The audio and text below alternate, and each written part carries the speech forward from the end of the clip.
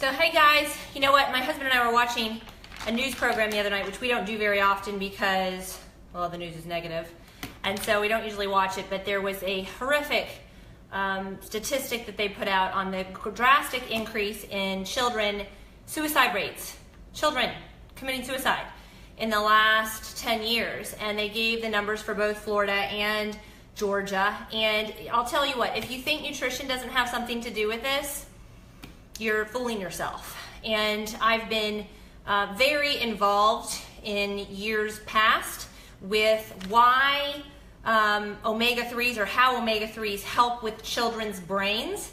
And I was involved with a study in Gainesville with pediatrician Dr. Nancy Worthington. But you can pull up just lots of medical studies on what omega-3s do for the brain and specifically depression.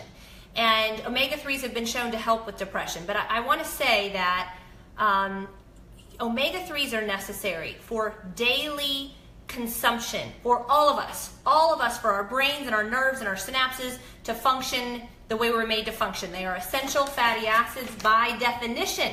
Omega-3s are essential fatty acids. For those of you who don't know about omega-3s, we're talking like fish oil, things like that in the past. For those of you that don't know me, I have a master's degree in clinical medical sciences. I'm also a licensed physician assistant, licensed to practice medicine in the state of Florida. I really know how to read medical studies, and I'm here to tell you that consuming omega-3s daily is a huge factor for your brain and your mood and your emotions and children's motor skills and children's focus and children's clarity that we are missing the boat on. And one of the biggest reasons is people either don't know it or it's just too hard. And just this morning at the gym, somebody was saying to me, I don't know how to get it in. I don't know how to do it. And so I'm going to teach you here briefly how to get the Mila in. So Mila, this is what Mila looks like. It's a blend of the best chia seeds you can find on the planet. Not all chia seeds are created equal. If they're grown in your backyard, they're grown not near the equator. They have literal, very, very small amount of nutritional value, if any at all. Our seeds are grown in multiple regions near the equator. They're high in omega-3s, fiber, protein, antioxidants, phytonutrients, which are plant cancer fighters. This is whole raw food nutrition. It's like sweet potatoes, corn, rice in a bag, but better, and it's all plant form. So this is amazing stuff. It looks like pepper, okay? So this is how we keep it in our house. This is what it looks like. Has no taste. You can add it to anything.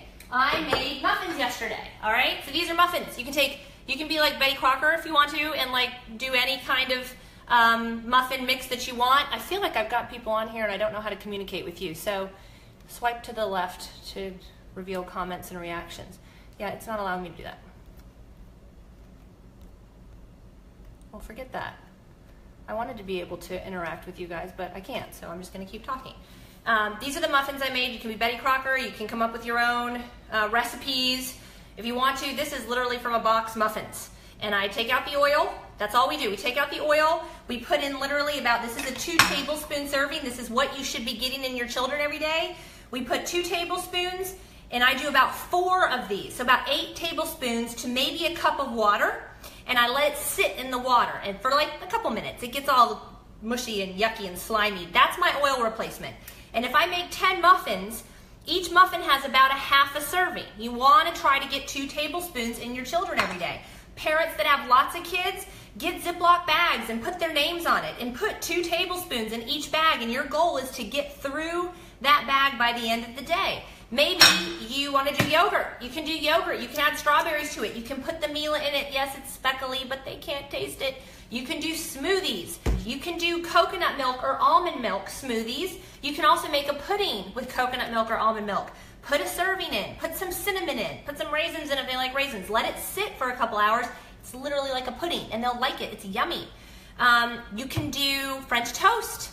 French toast is easy and so good. You do the eggs, you do the cinnamon, you do a little vanilla, you put a whole serving of the Mila in, and then you flip the bread, and there you go. You can do pancakes. If they don't like the little dots in the pancakes, add an M&M or 2 or a chocolate chip. They're going to forget the dots. They're going to be focused on that.